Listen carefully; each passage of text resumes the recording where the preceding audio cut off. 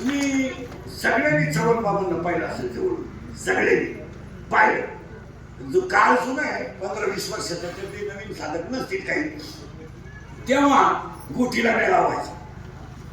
गोठीला खरं मेन ठिकाण कुठं राहायचं पहिलं गोठीला. आता 2-4 ठिकाणी मेळा, आता ज्याला लागेल त्याला दुकान टाकलं तो भाग ज्याला काउंटिंग करायचं कळलं त्याला लगेच दुकान. पण पूर्वी असं नव्हतं. पूर्वी प्रत्येक साधक हा स्थानावर जायचा आणि मग तिथं गेलो चव्हाण बाबाकडं. मग त्या साधकांच्या मी अवस्था व्हायच्या. अवस्था झाल्यानंतर आता तिथं असं व्हायचं, अवस्था झाल्यानंतर आता त्या अवस्थेमध्ये 2-3 प्रकार व्हायचे. काही माणसं तमोगुणी असायची, काही माणसं सत्वगुणी असायची आणि काही माणसं रजगुणी असायची.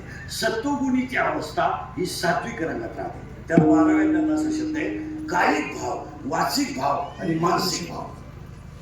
त्यावेळेस काय व्हायचं, मग एखादा नवीन साधक आला, त्याला एखाद्या बाबाने नाम दिलं, इथं नाम दिलं की ते मोकर पापी राहायचं, ते त्या मेळ्यात भयानक पुढे आणायचं. आपल्याला असं वाटतं त्याची अवस्था झाली. तसं नाही.